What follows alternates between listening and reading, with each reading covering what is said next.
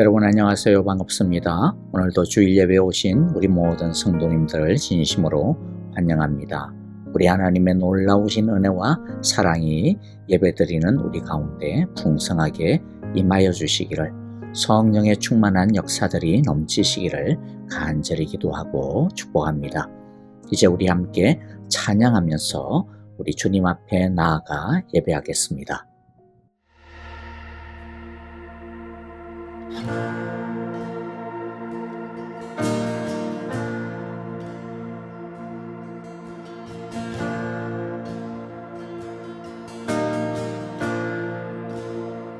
사랑해요. 주의 자비 변치 않네. 내 모든 삶 주의 손에 있네. 난 눈을 뜰 때부터 잠들 때까지 난 노래해 주의 선하심을.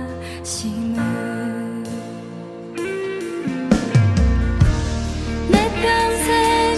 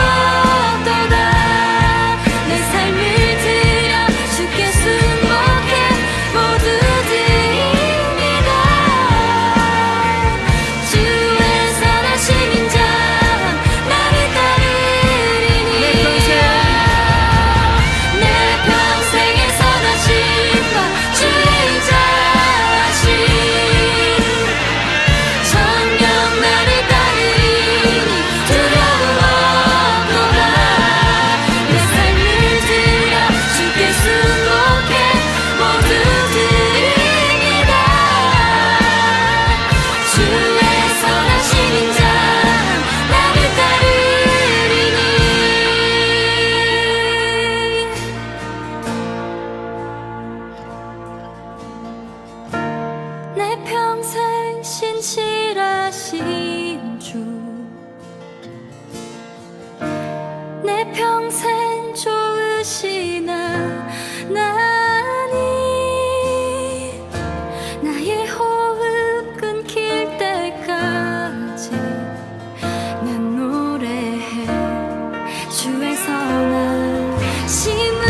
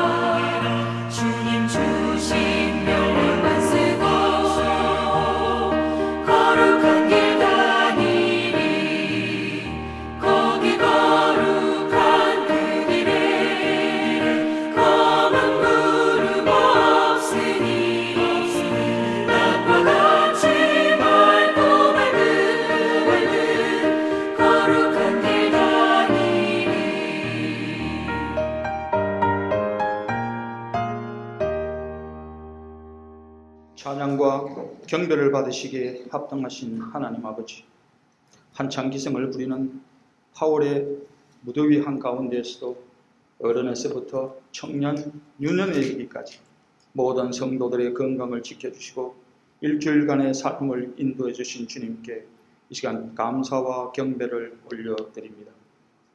슬픔을 기쁨으로, 괴로움을 희락으로 바꾸시는 주님의 은혜를 사모하며 주의 전으로 나오게 인도해 주심도 감사드립니다. 또한 주께 모든 영광을 돌리기를 진심으로 간구하며 목소리 높여 이 시간 주님을 찬양합니다. 오늘 우리의 생각과 마음이 온전히 주님께 집중되어지게 하여 주시옵고 기쁨과 감사함을 올려드리는 우리의 예배를 받아 주시옵소서. 지난 한 주간도 주의 이름을 막는 때에 행한 저희들의 죄를 용서하여 주시옵소서. 세상에서 빛이 되기보다는 오히려 불의하여 죄로부터 자유롭지 못한 저희들을 용서하여 주시옵고 주님의 긍휼을 베푸셔서 우리의 허물을 용서하여 주시옵소서. 말씀에 순종하는 믿음과 말씀대로 살고 실천할 수 있는 능력을 허락하여 주시옵소서. 이 시간 모든 것이 주의 은혜임을 고백합니다. 모든 것이 주의 사랑이심을 고백합니다. 작은 것에도 자족하며 감사하며 살아가는 그리스도의 자녀로 은혜 내려 주시옵소서. 그리 길지 않은 시간이었지만 같이 믿음 생활을 함께한 고이경 집사님 주의 은혜로 모든 장례 일정을 마치게 하심을 감사드립니다. 육신으로는 우리와 함께하지 못하지만 그의 마지막 믿음대로 그의 영혼은 주님과 함께 영원한 나라, 고통과 절망이 없고 슬픔과 근심이 없고 오직 기쁨과 찬송과 환희로 가득 찬 하늘나라에서 주님과 함께 영원을 누리고 있음을 믿습니다.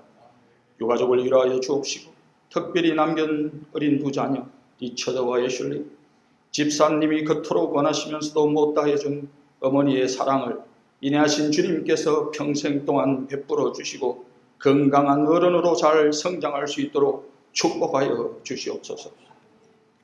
누구든지 그리스도 안에 있으면 새로운 피조물이라. 비록 저희는 약하고 때로는 비루한 우리의 모습이지만 우리가 우리의 중심 되신 그리스도 말씀 안에만 거하면 새로운 존재, 새로운 생명됨을 믿고 늘 말씀이 우리의 마음과 생각을 지키게 인도하여 주시옵소서. 교회 각급 기관을 섬기는 주의 충성된 일꾼들 그리고 목자 목녀들을 늘 평안과 은혜 가운데 거하게 인도하여 주시옵소서. 목장 모임 교회의 각 일들을 통해 주님께 충성된 자로, 성도에게는 헌신하는 자로, 서로에게는 서로를 섬기는 자로, 믿지 않는 심령들에게는 주의 크신 사랑을 전하는 자로 축복하여 주시옵소서. 주의 인자심으로 우린 어린 생명들이 그리고 청년들이 하나님의 사랑을 더욱 알게 하시니 감사합니다. 키가 자라듯 믿음 또한 성장케 하시니 더욱 감사드립니다. 어른들의 세심한 보살핌과 주님의 인도하심으로 인해 이들이 주님의 나라를 더욱 확장하고 세상 공동체를 더욱 아름답게 사랑으로 더욱 풍성하게 만들어가는 귀한 믿음과 성품의 소유자로 성장케 축복하여 주시옵소서. 몸이 불편한 주의 자녀들을 기억하여 주시옵고 간절한 그의 기도를 들어 응답하여 주시옵소서. 치유의 은혜를 베푸사 그들의 일상이, 그들의 삶이 기쁨과 감사로 늘 넘쳐나도록 은혜 내려 주시옵소서. 세상 모든 민족에게 하나님과 아들과 성령의 이름으로 세례를 주라는 사명을 안고 선교사에게 헌신하는 선교사님들, 그들의 가정과 자녀들 위해 때를 따라 돕는 하나님의 축복을 부어 주시옵소서. 정성으로 올려드리는 헌물을 기쁘게 받아 주시옵고 필요한 곳에 의롭게 사용되게 하여 주시옵고 준비한 모든 성도들의 삶을 풍성케 축복하옵소서. 주께서 맡기신 양떼를 늘 은혜의 푸른 초장으로 인도하시는 담임 목사님, 영육간에 늘 강건케 하시어서 모든 성도들의 삶을 의의 길로, 믿음의 길로, 사랑의 길로 인도하시는 인도자로 축복하여 주시옵소서. 이 모든 말씀 단번에 죄를 위하여 죽어서 우리를 하나님 앞으로 인도하신 우리 주 예수 그리스도의 이름으로 기도드립니다. 이제 우리 같이 하나님 말씀을 보도록 하겠습니다. 오늘 말씀은요, 요한계시록 22장 1절부터 5절까지의 말씀입니다. 요한계시록 22장 1절부터 5절까지 말씀 한 절씩 같이 한 절씩 읽도록 하겠습니다. 1절 제가 먼저 읽습니다. 천사는 또 수정과 같이 빛나는 생명수의 강을 내게 보여주었습니다. 그 강은 하나님의 보좌와 어린 양의 보좌로부터 흘러나와서 도시의 넓은 거리 한가운데를 흘렀습니다. 강 양쪽에는 12종류의 열매를 맺는 생명나무가 있어서 달마다 열매를 내고 그 나무 잎은 민족들을 치료하는 데 쓰입니다. 다시 저주를 받을 일이라고는 아무것도 그 도성에 없을 것입니다. 하나님과 어린 양의 보좌가 도성 안에 있고 그의 종들이 그를 예배하며 하나님의 얼굴을 뵐 것입니다. 그들의 이마에는 그의 이름이 적혀 있고 다시는 밤이 없고 등불이나 햇빛이 필요 없습니다. 그것은 주 하나님께서 그들을 비추시기 때문입니다. 그들은 영원 무궁하도록 다스릴 것입니다. 아멘. 자, 우리가 이제 요한계시록도 이제 다음 주면 끝납니다. 이제 그야말로 이제 클라이맥스에 해당되어지는 내용이죠. 천사는 계속해서 우리에게 거룩한 도성 예루살렘을 보여주고 있습니다. 거룩한 도성 예루살렘이 무엇을 뜻한다? 지난주에 설명을 드렸죠. 무엇을 뜻한다라고 했습니까?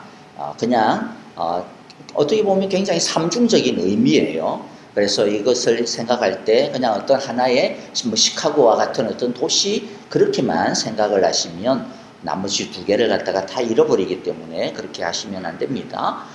무엇보다도 중요한 것은 뭐라 그랬어요? 그리스도의 아내인 신부를 뜻한다라고 이야기했어요. 우리가 21장 9절과 10절을 통해서 이미 살펴보았습니다. 천사가 보여주는 게 있었습니다. 하늘로부터 내려오는 한 가지를 보여주는데 그런데 같은 건데 다르게 표현이 되어 있었어요. 그래서 9절과 10절을 연결을 시켜야 돼요. 보여주는데 9절에서는 뭘 보여줬어요?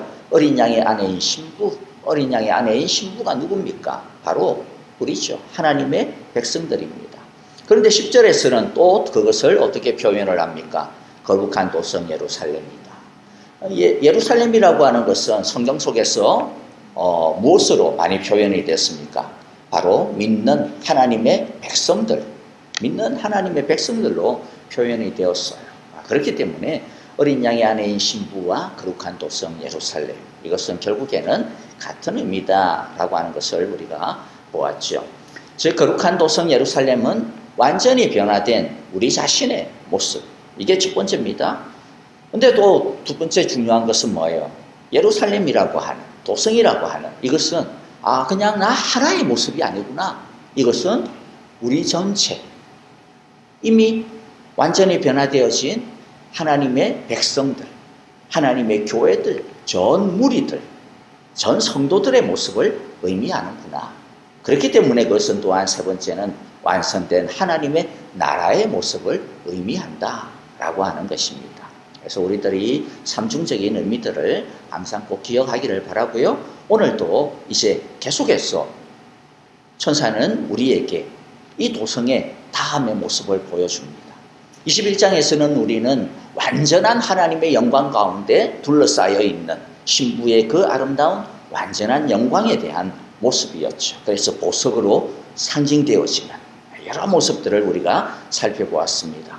오늘은 완전한 생명과 완전한 승리에 대해서 살펴볼 겁니다.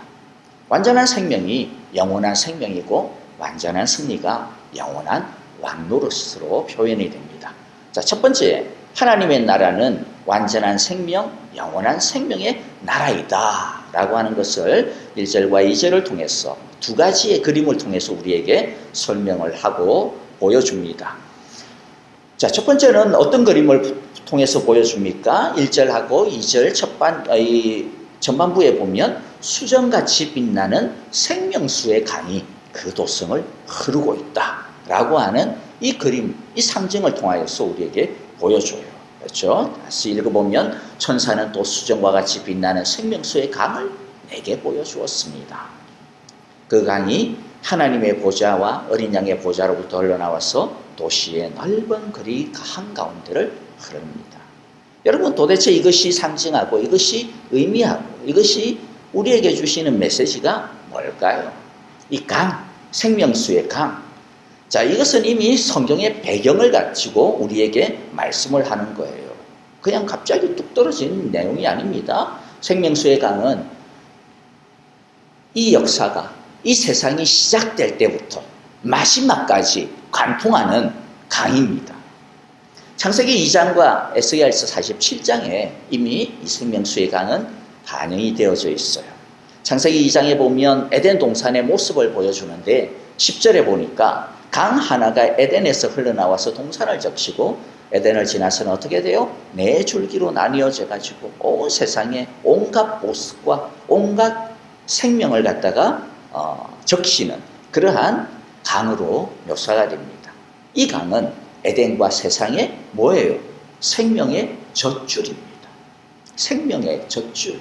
이 강으로 말미암아 에덴과 온 세상이 푸르름을 얻고 생명을 얻게 되어지는 거죠. 그리고 에스겔서 47장은 멸망한 이스라엘이 나중에 회복되어질 이야기입니다. 근데 그것은 단순하게 이스라엘의 회복만을 이야기하지 않아요. 그것은 결국에는 완성되어질 하나님의 나라의 그 모습을 예언하고 상징으로 우리에게 보여주는데요.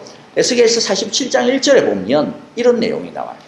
그가 나를 데리고 다시 성전 문으로 갔는데 보니 성전 정면이 동쪽으로 향하여 있었고 문 지방 밑에서 물이 솟아나와서 동쪽으로 흐르다가 성전의 오른쪽 밑으로 또 뺑 돌아가지고 성전의 남쪽을 또 샥 젖혀나가고 그러고 난 다음에 어떻게 됩니까? 이 강이 흐르는 곳마다 어떤 일들이 벌어집니까?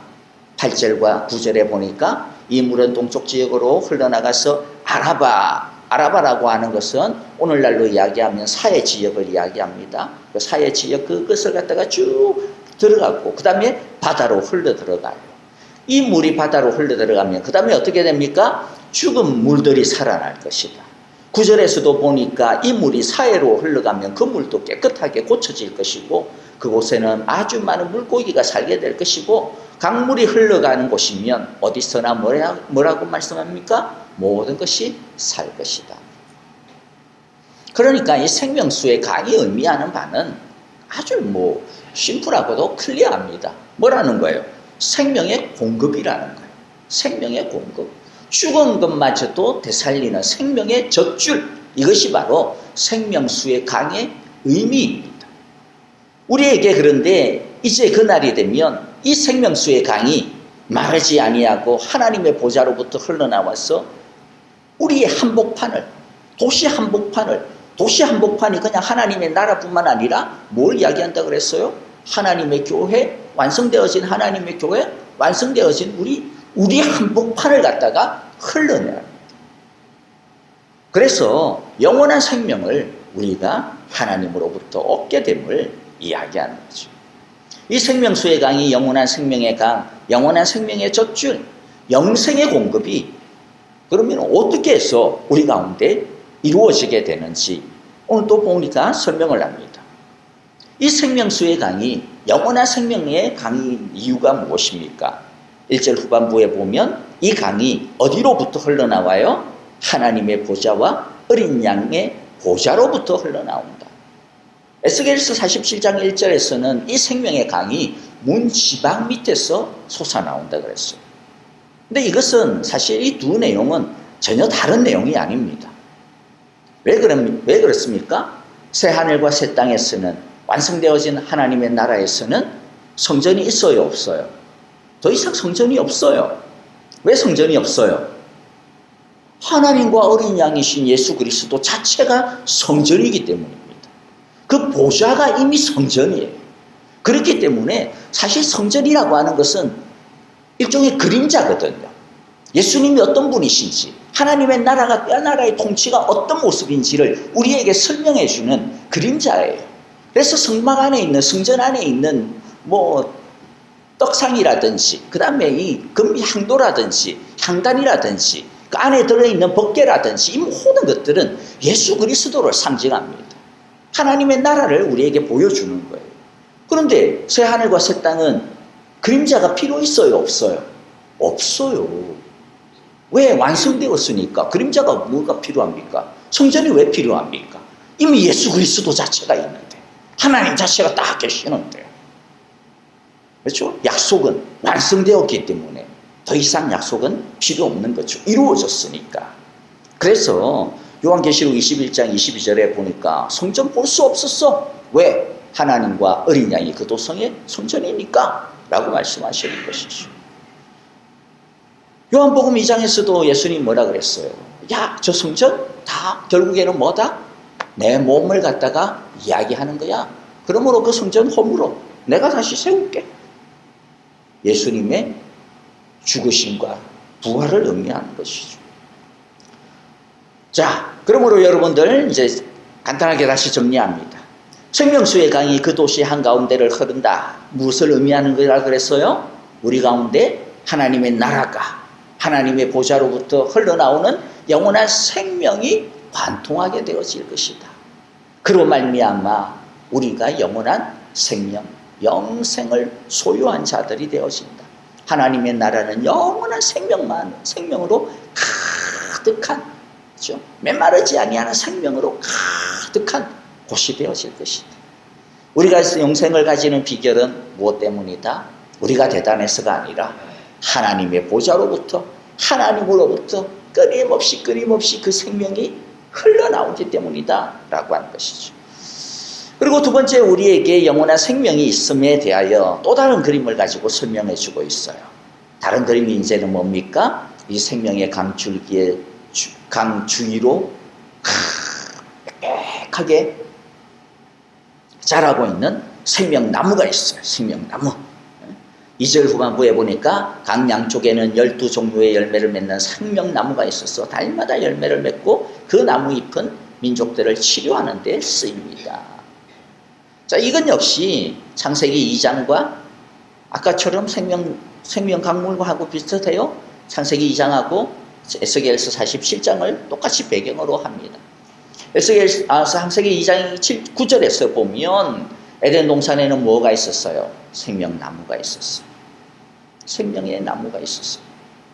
그런데 이 생명나무는 아담과 하와가 채 따먹기도 전에 아담과 하와가 범죄로 함으로 말미암아 하나님께서는 이 생명나무에 범죄한 아담과 하와가 접근할 수 없도록 막아버리셨습니다. 그래서 하나님 앞에서 범죄한 죄인은 더 이상 하나님의 생명에서 쫓겨나게 되었어요. 그러니까 하나님께서 생명나무를 막으신다. 천사로 하여금 이 뺑뺑뺑뺑 도는 화염검을 가진 천사로 하여금 못 오도록 만들었다라고 하는 것은 무엇을 의미하는 이야기입니까? 하나님으로부터 이제 죄인들은 생명으로부터 쫓겨났구나. 하나님의 생명으로 완전히 그냥 쫓겨났구나. 그래서 사람에게는 무엇만 찾아옵니까? 죽음과 고통만이 존재하는, 실존하는 그러한 존재가 되었구나 라고 하는 것이죠. 사람들이 생명을 가지고 산다라고 생각을 하지만 그러나 그 생명은 진짜 생명이 아니고 흙의 생명, 티끌의 생명에 불과하다라는 것이죠. 죄인인 우리들은 죽음의 존재가 되었다. 그래서 결국에는 누구든지 죽을 수밖에 없는, 육체적으로 죽을 수밖에 없을 뿐만 아니라 영적으로 이미 죽었고 나중에는 영원한 죽음에 빠질 수밖에 없게 되었구나. 그런데 오늘 말씀이 의미하는 바가 뭐예요? 하나님께서 그 생명나무를 다시 회복시켜 주셨어. 그날에는 이제 우리가 더 이상 죽음의 존재가 아니라 영생의 존재가 되어질 것이다 말씀합니다. 에스겔서 47장 12절에 보면 그 강물이 쭉 흘렀죠. 자, 그 강가에는 뭐예요? 이쪽이나 저쪽 언덕에 똑같이 온갖 종류의 먹을 과일나무가 막 자랍니다. 그리고 그 열매가 끊이지 않고 그 나무들은 달마다 새로운 열매를 맺을 것이고 그 과일을 사람들이 먹고 그 잎은 약재로 쓴다 이야기예요. 그렇죠? 오늘 2절에서도 동일하게 12종류의 열매를 맺는 생명나무가 있고 달마다 열매를 내고, 자, 하나씩 조금만 간단하게 의미하는 바가 뭔지를 알아야 돼요. 12종류의 열매를 맺는 생명나무가 있어서 달마다 열매를 맺는다. 여러분, 이것이 의미하는 바가 뭘까요? 문자적으로 진짜 이러한 열매를 맺는다, 그런 의미라기보다는요, 뭐예요? 생명나무가 가진 생명력입니다. 풍성한 생명력, 풍성한 생명력, 끊어지지 아니하는 생명력. 그것이 누구에게? 우리 안에 있다라는 거. 우리 안에 있다. 그리고 또 2절 마지막에 보면 그 나무잎은 민족들을 치료하는 데 쓰인다 그러는데, 여러분, 이걸 읽으면서 좀 이상하지 않았어요? 민족들을 치료하는 데 써요? 그럼 천국에도 민족들이 있나? 천국에도 그러면 미국 사람, 영국 사람, 한국 사람, 뭐 저기 감비아 사람, 뭐 이렇게 나누어지나? 천국에도 그러면 무슨 나라가 있나? 그 다음은 또 더 이상해요. 치료하는 데 쓰인대요. 아니, 천국에서도 그러면 뭐 다치나? 뭐 전쟁이 일어나가지고 뭐 부상을 당하나? 이게 뭘 의미하는 걸까요? 그런 뜻이 아니고요. 치료하는 데 필요한 잎이, 여기에서 뭐 우리가 어떤 그 천국에서 뭐 다쳤기 때문에 치료하는 데 필요하다, 그런 뜻이 아니고요. 이 말은 우리 안에는 이 민족이라고 하는 것은 그냥 이 하나님 나라에 들어온 모든 사람들을 그냥 통칭해서 하는 말이에요. 온갖 민족 가운데서 하나님의 백성들이 있을 거 아닙니까? 그 모든 민족 가운데서 하나님의 백성으로 들어온 하나님 나라의 모든 시민들을 이야기하는 말입니다. 거기에 무슨 민족이 있다라는 말이 아니라 모든 하나님의 백성들이 치료를 받는다. 근데 여기서 치료를 받는다라고 하는 것은 우리가 다쳤어라고 하는 말이 아닙니다. 무슨 말이에요? 우리 안에는 더 이상 아픔도, 고통도, 슬픔도, 괴로움도 없다라는 말입니다. 없다라는 말이에요. 그래서 그 생명의 나무로 우리들의 모든 고통과 모든 아픔들, 모든 슬픔들이 어떻게 되었다? 전부 다 씻어졌다라는 것. 씻음 바 되었다라는 겁니다. 주님의 생명수에, 주님의 생명나무에, 영원한 이 생명에 들어간 사람은 전혀 고통이나 부족함이나 질병이 없는 완전함을 누리게 된다라고 하는 의미. 생명나무의 과실을 먹은 자, 즉 우리들, 영원한 생명 가운데 있는 우리들은 예수님으로 말미암아 죄와 사망의 고통에서 완전히 벗어나게 되었다라고 하는 것이죠. 여기서 한 가지 좀 짚고 넘어가야 될 것이 있는데요. 영생이 어떤 것인지에 대해서 좀 생각을 해봐야 됩니다. 영원한 생명, 영생. 여러분들 영원한 생명, 영생이 어떤 거라고 생각을 하세요? 오늘 말씀을 통해서 이제 우리들이 그것을 조금 살펴봐야 되는데요. 아주 쉽게 1차적으로 생각을 하면 죽지 아니하는 거겠죠. 영원히 사는 것. 죽어서나 다시 살아나서 영원히 사는 것. 맞아요. 그러나 우리가 가진 영생은 단순히 영원히 죽지 아니하는 것만이 아닙니다. 그건 맞아요. 그런데 영원히 죽지 아니하는 생명의 길이만을 생각을 하면 좀 아쉬움이 아주 많다라는 거죠. 영원히 죽지 아니하는데 생각을 해보세요. 병들고 고통당하고 스트레스 만빵받고 그렇게 영원히 죽지 아니하면 그게 축복일까요? 아유, 세상에 그런 저주가 어디 있어요. 그렇죠? 그렇기 때문에 영생은요, 단순히 죽지 아니하는 게 아닙니다. 완전함입니다. 완전한 생명입니다. 그래서 새하늘과 새 땅에 우리의 생명을 말하면서 오늘 21장 4절에서는 뭐라고 말씀하셨습니까? 그들의 눈에서 모든 눈물을 닦아주실 것이니 다시는 죽음이 없고 슬픔도 울부짖음도 고통도 없을 것이다. 이전 것들은 다 사라져버렸기 때문입니다. 죽음이 없을 뿐만 아니라 뭐도 없어요? 슬픔도 울부짖음도 고통도 완전히 없는 거죠. 완전히 없는 거. 그래서 단순하게 영원히 안 죽는 게 아니라 오늘 영원한 이 생명의 실과를 먹고 치료를 받은 것처럼 우리들이 이 세상에서 가졌던 모든 아픔들, 모든 질고들, 모든 고통들, 모든 슬픔들, 모든 이 마음의 분노들, 모든 것들이 다 어떻게 됐다? 치료되었다, 사라졌다라는 것입니다. 왜 죽음도 슬픔도 울부짖음도 고통도 없는 그러한 영원한 생명을 우리가 소유하게 됩니까? 왜냐하면 그곳에는 죄가 없기 때문이죠.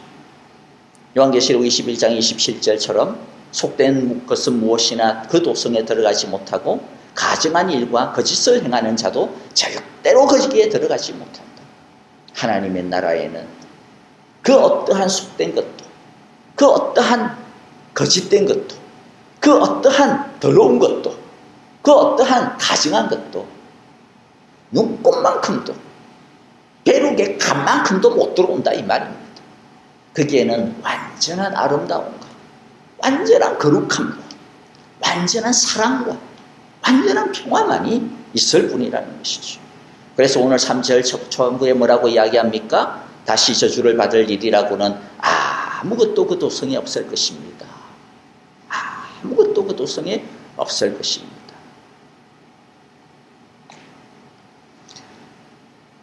그래서 여러분들, 우리들이 이것을 꼭 알기를 원해요. 하나님의 나라에는, 자, 정리를 합니다. 하나님의 나라에는, 거룩한 도성 예루살렘에는, 더 나아가서 우리에게는, 그날의 우리에게는, 그리스도의 신부인 우리에게는 완전하고도 온전한 생명만, 고통도 아픔도 눈물도 없는 완전한 생명만이, 하나님으로부터 흘러나오는 메마르지 아니하는 생명만이 가득하게 되어진다라는 것이죠. 자, 이제 오늘 우리가 두 번째 말씀을 살펴보기를 원해요.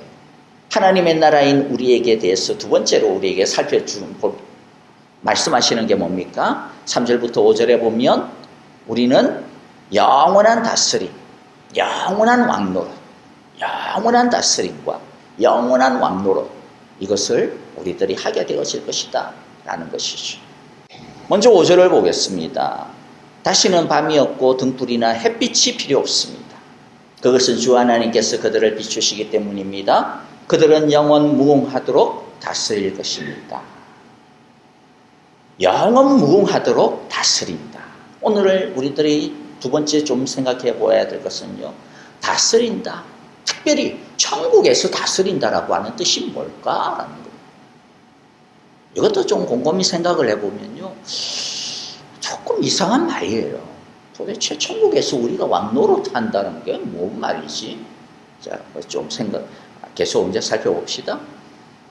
영원 무궁하도록 우리가 다스린다라고 하는 말 얼핏 들어보면요, 감개무량하죠. 야, 이 세상에서 나는 맨날 그냥 사장도 한번 해보지도 못하고 만년 과장으로 있다가 그냥 리타이어 했는데 이제 내가 천국 가면 이 사장이 아니라 이제는 나는 왕노릇 하는구나. 와, 야, 내 이제 끝발이 진짜 높아지네. 이렇게 생각을 할 수가 있어가지고 이제 뭐 신세도 피니까 얼마나 좋습니까? 그런데 생각해봐요. 뭘 다스려요 우리가? 천국에서 우리가 그럼 뭘 다스립니까? 우리 밑에는 뭐가 있죠? 천국에는 더 이상 사탄도 없고 죄도 없고 나를 괴롭히는 못된 사람도 없고, 그런데 내가 천국에서 뭘 다스리지? 아니 그러면 내가 천국에 있는 다른 사람, 다른 성도들을 다스리나? 그러면 천국에도 높고 낮음이 있다라는 말인가? 이 세상에서도 높고 낮음 때문에 정말로 시달리고 살았는데, 정말로 지긋지긋했는데 천국에 가서도 누군가는 내 위에 있고 누군가는 내 밑에 있고, 무슨 그런 천국도 이래 이거 좀 이상하잖아요. 다스린다라고 하는 말. 천국은 오직 사랑으로 가득한 나라인데, 천국은 오직 섬김으로 가득한 나라인데 다스림이 왜 필요해요? 여러분, 이 말이 의미하는 바가 뭘까요? 도대체 뭘 다스린가요? 첫 번째는요, 우리들이 죄와 사망을 완전히 다스린다라는 거예요. 근데 오해하지 마세요. 천국에 죄와 사망이 있다라는 말이 아니에요. 자, 3절 아까 우리가 봤죠. 다시 저주받을 일이라고는 아무것도 없다. 거기에는 아무것도 없어요. 저주받을 일이라고는. 죄와 사망 없어요. 그런데 죄와 사망을 다스린다라고 하는 말이 뭘까요? 우리들 안에는 죄와 유혹과 사망과 이 모든 것들이 하나도 없다라는 말입니다. 영원한 생명과 같은 의미죠. 우리는 거기에 더 이상 시달리지 않는다라는 겁니다. 여러분, 우리들이 이 세상을 살아가면서 여러 가지 고통들이 있잖아요. 여러 가지 아픔들이 있잖아요. 그렇죠? 어떤 경우에는 질병의 고통이 있고, 어떤 경우에는 가난의 고통이 있고, 어떤 경우에는 이 자식들이 말을 갖다 제대로 안 돼서 고통이 있고, 어떤 때는 이 남편하고 아내가 내 마음대로 안 돼서 고통이 있고, 어떤 때는 내 마음의 기분도 내 마음대로 안 돼서 내 감정 조절이 안 돼. 그래서 고통이 있어. 무엇보다도 어떤 고통이 있습니까? 예수 믿는 사람들에게는 내 안에 있는 이 죄의 유혹을 다스리지 못하는 고통이 있어. 그래서 우리는 사도 바울이 로마서 7장에서 소개한 그 울부짖고 있는 사람의 그 고통들을 예수 믿는 사람들은 다 갖고 있거든요. 원함은 내게 있지만은 그 선을 행하는 게 내 안에 없다. 이 고통이 있거든요. 선을 행하려고 하는 의지는 내 안에 있는데 나한테 내 마음 가운데 죄라고 하는 것이, 유혹이라고 하는 것이, 악이 내 안에 여전히 붙어 있어. 나의 발목을 붙들고 있어. 내 속 사람으로는 하나님의 법을 즐거워하는데 찬양을 드리고 예배를 드릴 때는 주님 찬양합니다. 온전히 예배자가 되기를 원합니다. 내 평생에 단 한 가지 소원 막 그렇게 하는데, 그런데 내 속에는 또 다른 법이 있어. 그래서 심지어는 말씀을 듣는 이 시간에도 엉뚱한 생각을 하고 있어. 그게 우리들의 고통이죠. 우리들의 아픔이죠. 내 마음대로 안 된다는 이거죠. 그래서 로마서 7장 24절에 이 사람이 뭐라고 절규를 합니까? 오라 나는 공고한 비참한 사람이로다. 이 사망의 몸에서 누가 나를 건져내랴. 우리가 진짜 싸우고 왕노릇해야 되는 것은 물론 우리들의 연약함, 우리들의 이 연약한 육신, 연약한 마음, 감정 덩어리, 우리들의 이 가난, 우리들을 괴롭히고 있는 여러 가지 싸워야 되는 이 세상의 것들도 있어요. 거기에 넘어지지 아니하고 살아야죠. 그러나 진짜 싸우고 왕노릇해야 되는 것은 다른 사람보다 더 높은 자리에 가고 다른 사람보다 더 잘 나가고 다른 사람보다 더 빨리 많은 것들을 얻고 그런 게 아니죠. 옛날 한국 광고 카피에 참 이런 광고가 있었어요. 제가 어렸을 때 고등학생 때쯤 광고였던 그 기억이 나요. 어떤 광고였느냐면 당신의 경쟁 상대는 누구십니까? 이런 광고 카피가 있었어요. 당신의 경쟁 상대는 누구입니까? 그래가지고 다음 장면 어떤 사람이 나와. 어느 회사의 연구실에 이렇게 밤늦게까지 불이 켜져 있는 그곳에 비추면서 그 다음에 거기에서 일하고 있는 사람에게 마이크를 나의 경쟁 상대는 일본의 누구누구 뭡니다. 또 어떤 사람은 나의 경쟁 상대는 미국의 마이크로소프트입니다. 이렇게. 어쩌면 우리는 평생 그렇게 살아가죠. 이 세상에서. 이 세상에 있는 모든 것들이 우리의 경쟁 상대고, 내가 좀 그들보다는 더 잘 살고 싶고, 내가 그들보다는 좀 더 잘나고 싶고. 그런데 우리의 진짜 경쟁 상대, 우리가 진짜 싸우고 이겨야 되고 왕노릇해야 되는 것은 그게 아니죠. 우리가 진짜 싸워야 되는 것은 에베소서의 말씀처럼 뭐예요? 혈과 육에 대한 것이 아니고 권세와 이 세상의 이 정사들에 대한 것, 다른 거 아니에요. 죄와 사탄에 대한 거라는 거죠.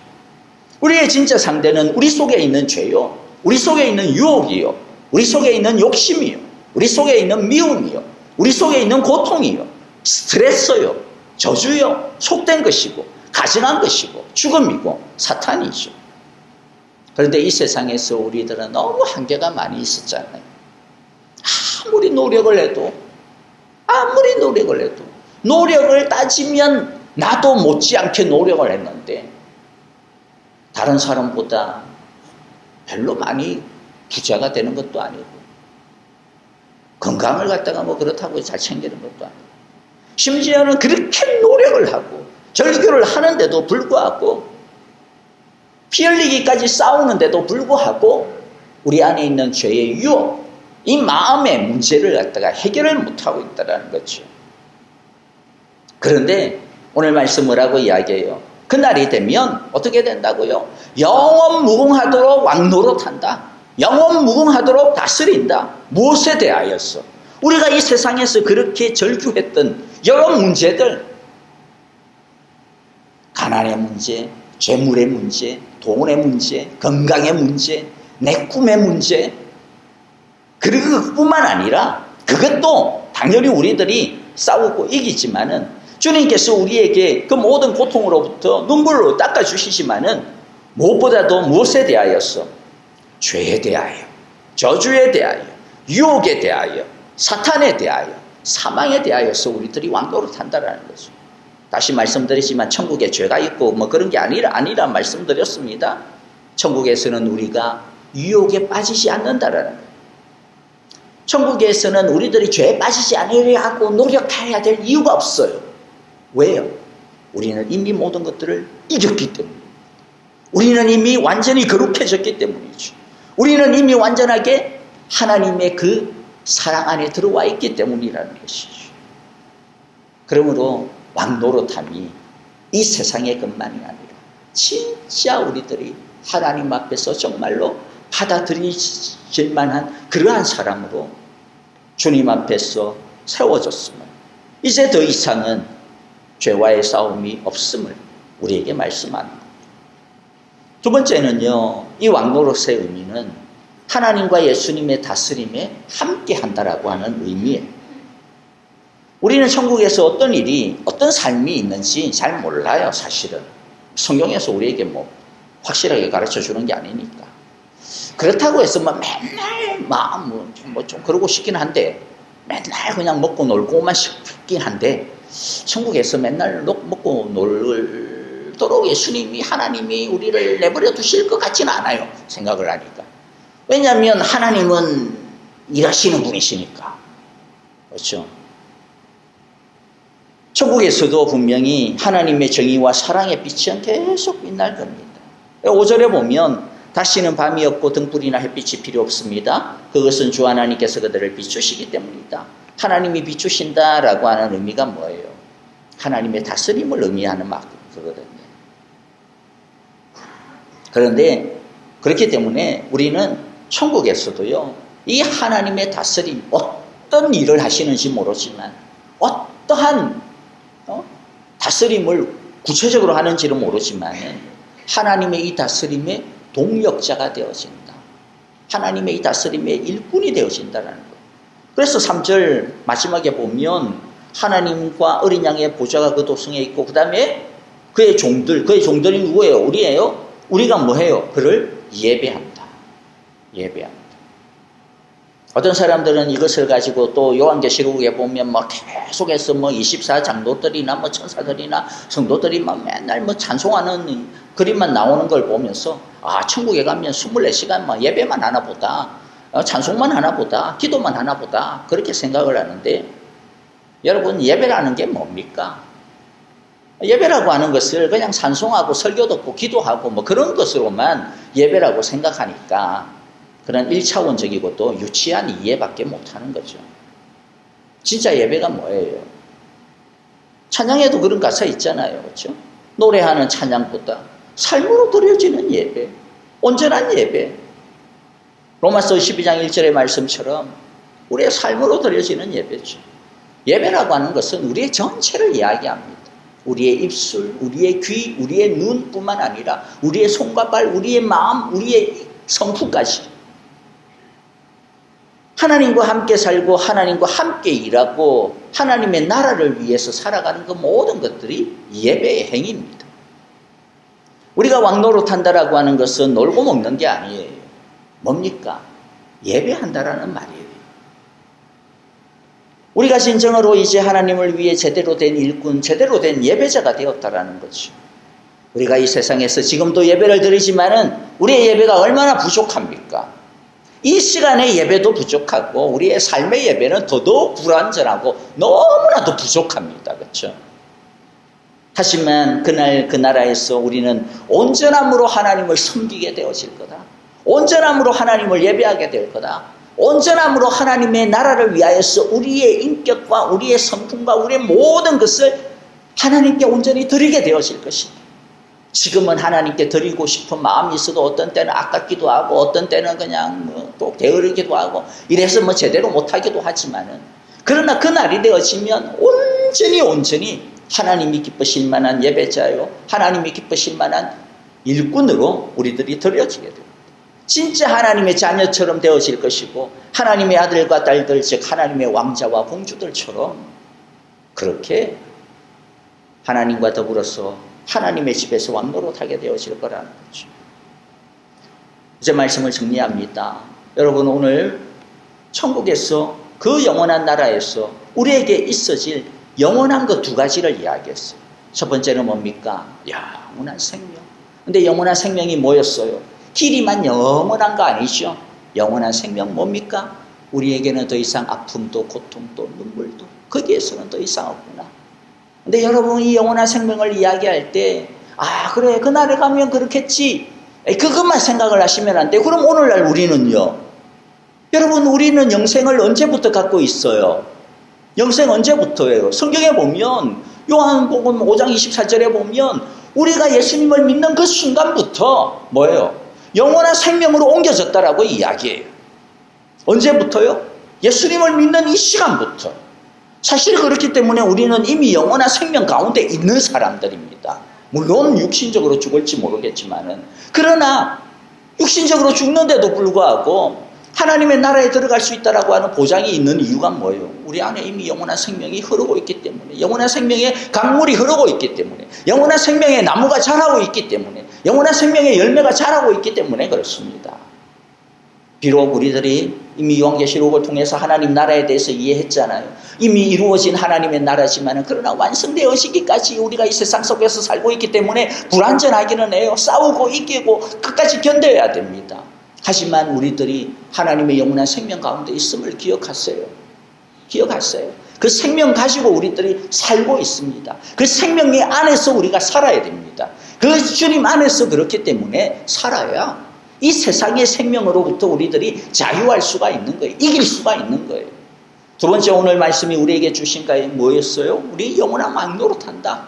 왕노릇한다.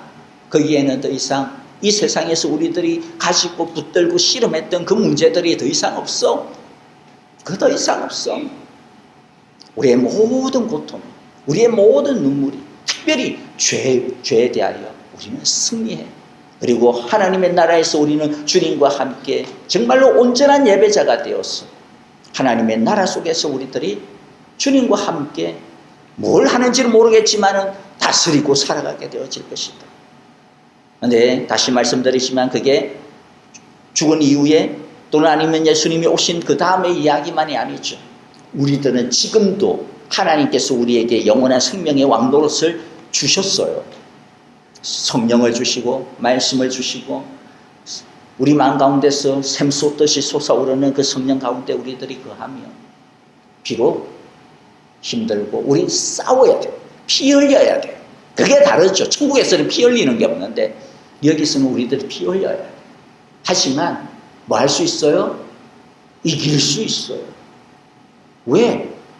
예수 그리스도를 죽음에서 부활케 하신 성령의 능력이 우리 가운데 생명수의 강처럼 흐르고 있기 때문에, 하나님의 말씀이 우리 가운데 생명의 그 나무의 열매들처럼 우리에게 맺혀지고 있기 때문에 우리가 그 성령의 생명수와 말씀의 열매를 매일매일 먹고 마심으로 말미암아 오고 오는 그 하나님의 나라를 바라보면서 이 땅에서도 우리들이 영원한 생명의 사람으로, 영원한 왕노릇을 하는 사람으로 주님 앞에 온전히 설 수 있습니다. 우리 모두가 이번 한 주간도 우리의 삶 남은 기간 동안 언제까지가 될지 모르지만 우리의 생명이 다하는 그날까지 우리 주님께서 주시는 영원한 생명으로 주님과 함께 이 세상에서 영원한 왕자들, 공주들로 살아가는 저와 여러분들, 그래서 나중에는 주님 앞에서 온전한 생명과 온전한 왕노릇을 그 자리에 들어가는 우리 모두가 되어질 수 있기를 간절히 주님의 이름으로 기도하고 축복합니다. 우리 함께 기도하겠습니다. 자, 오늘 말씀들 우리 마음 가운데 새기면서요, 우리 함께 오늘 주신 말씀들 가지고 기도하도록 하겠습니다. 하나님 아버지 감사합니다. 우리에게 영원한 생명과 영원한 왕노릇의 이 소망을 허락하여 주심을 감사합니다. 우리들이 세상 가운데 살아가면서 끊임없이 죄와 또 유혹과 또 이 세상의 연약함과 문제들 속에 사로잡혀서 살아가고 싸우며 살아가지만은, 그러나 참으로 이미 우리 가운데 이미 시작되어진 그 하나님의 나라의 능력을, 영원한 생명의 능력을, 영원한 왕노릇의 권세를 우리들이 똑바로 알고 똑바로 바라보고 우리 안에 이미 시작되어진 그 영원한 생명을 가지고 이기며 살아가는 우리 모두가 되어지게 하여 주옵소서. 비록 우리들이 이 세상에서는 불완전하고 미완성으로 우리들의 생명이 끝나게 되어지겠지만, 그러나 하나님께서 우리가 미완성으로 남겨둔 우리의 그 삶의 작품들을 하나님께서 완전케 하여 주심을 우리들이 믿고 감사합니다. 우리들 힘으로 그렇기 때문에 바라보지 않게 하여 주시고, 우리를 통하여 온전케 이루실 그 주님의 능력을 의지하며 우리 살아가는 우리 모두 되게 하시고, 그것으로 인하여서 우리 가운데 눈물 가운데서도 기쁨이 있게 하여 주시고, 아픈 가운데서도 참으로 하나님으로 인한 평강이 있게 하여 주시고, 여러 가지 고민과 고통들, 고뇌들 가운데서도 우리 주님 바라보면서 다시 한 번 더 위로를 얻고 또 자유함을 얻고 또 다시 일어설 수 있는 힘을 얻는 우리 모두들 되게 하여 주시옵소서. 예수님 이름으로 기도하옵나이다. 아멘. 이제는 우리 주 예수 그리스도의 크신 은혜와 하나님 아버지의 귀하신 사랑하심과 성령님의 인도하시며 우리와 늘 함께하여 주시고 동행하여 주시는 신실하신 그 크심이 이제 우리들이 하나님의 나라 안에서 이미 시작되어진 이 삶, 주님께서 결국에는 그 하늘, 새하늘과 새 땅에서 완전케 하시고 온전케 하시며 완전한 생명으로, 완전한 왕노릇으로 어떠한 유혹도, 어떠한 죄도, 어떠한 고통도, 어떠한 눈물도, 어떠한 괴로움도, 그 어떠한 위협들도 우리를 이기지 못하고 감당치 못하고 오직 주님 주시는 그 거룩한 새 길에서 낙과 같이 밝고 밝은 그 길을 우리들이 걸어 다닐 것을, 우리들이 그곳에서 영원한 왕노릇 할 것을 우리들이 소망하고 믿으며, 우리가 그 소망의 힘을 가지고 이 세상 살아가면서도 짐승의 표를 받지 아니하고 우리 예수 그리스도의 그 이름을 우리의 이마에 새기며 주님과 함께 동행하며 살아가기로 오늘도 주님 앞에 기도하고 다짐하며 우리의 마음을 드리는, 함께 예배한 우리 모든 사랑의 교회 온 성도들과 식구들과 가정과 우리의 모든 믿음의 걸음들 위해 이제로부터 영원토록 함께 계시기를 축원하옵나이다. 아멘.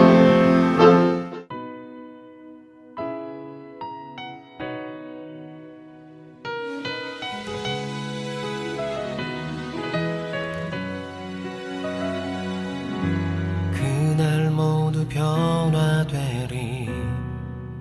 예수 모든 상처 치유되리. 이전 것은 지나가리라.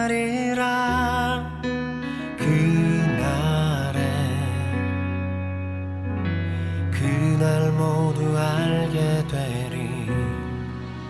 예수 모든 답을 얻게 되리. 모든 걱정 사라지리.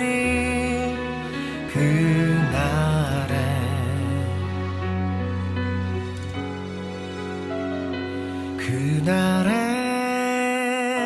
천국에서 영원한 기쁨 주와 나누리. 주의 얼굴 뵐 때 승리의 노래 부르리.